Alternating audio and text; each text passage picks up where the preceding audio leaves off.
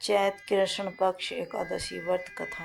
पाप मोचिनी एकादशी महात्म राज युधिष्ठिर से कहने लगे कि हे महाराज, आपने फागुन शुक्ल पक्ष एकादशी का महत्व बतलाए। आप कृपा करके यह बतलाए कि चैत कृष्ण पक्ष एकादशी का क्या नाम है।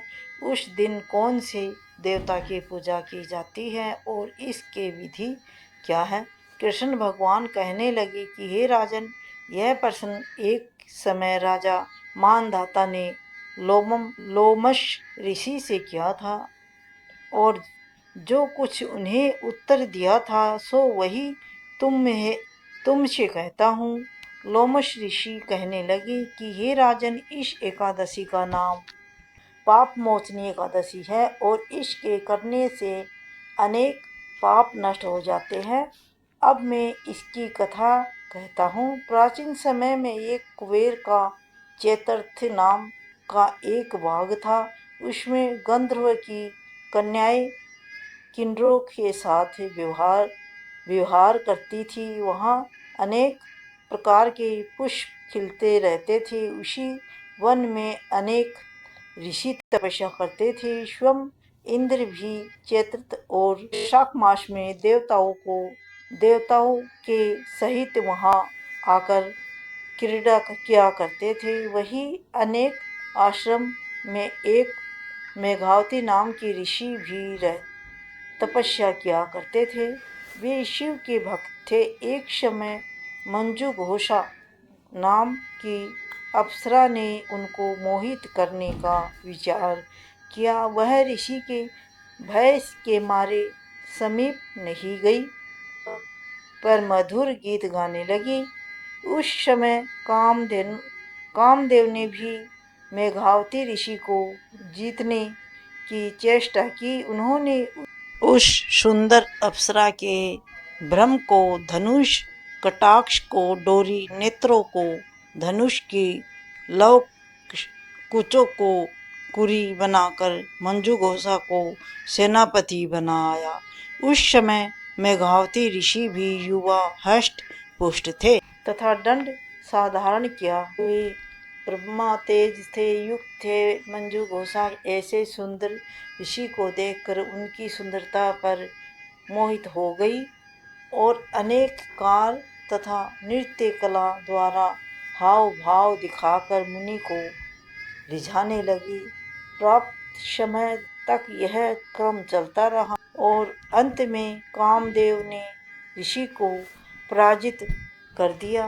फलस्वरूप ऋषि मंजू घोषा के साथ रमण करने लगे और काम के इतने वशीभूत हो गए कि इन्हें दिन तथा रात्रि का कुछ भी विचार नहीं रहा। इस प्रकार बहुत समय बीत गया और एक दिन मंजू घोषा कहने लगी, ऋषि जी, बहुत दिन बीत गए, अब मुझको स्वर्ग जाने की आज्ञा दीजिए। मुनि ने कहा, आज इसी संध्या को तो आई हो, प्रातः काल होने तक चली। मुनि के ऐसे वचन सुनकर अप्सरा कुछ समय तक और रुकी।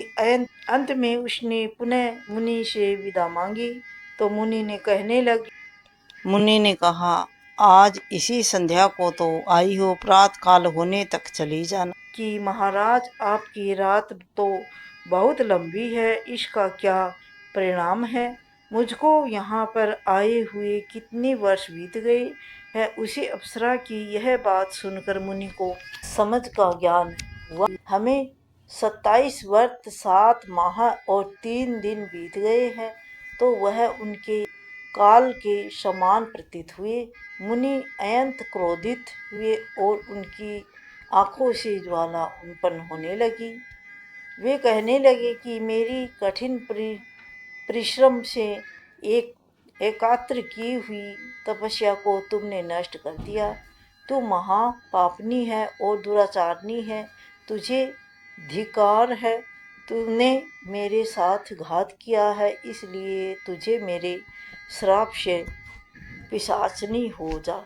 मुनि के श्राप से तपस्विनी मंजू घोषा पिशाचनी हो गई और वह भयभीत होकर मुनि से प्रार्थना कि महाराज, इस श्राप का किसी प्रकार से निवारण किया जाए। अप्सरा के ऐसे दिन वचन सुनकर मुनि बोले कि दुष्टे यद्यपि तूने मेरा बहुत निष्ठा किया है, परंतु फिर भी मैं तुझे श्राप से छूटने का उपाय बताता हूँ।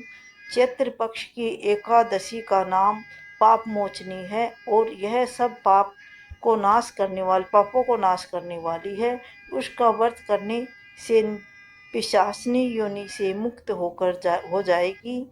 ऐसा वह कह मेघावती ऋषि अपने पिता चमन ऋषि के आश्रम में चले गए। मेघावती को देखकर चमन ऋषि कहने लगे कि अरे पुत्र, तुमने ऐसा क्या किया? तेरा सारा पुराण पुण्य क्षीण हो गया।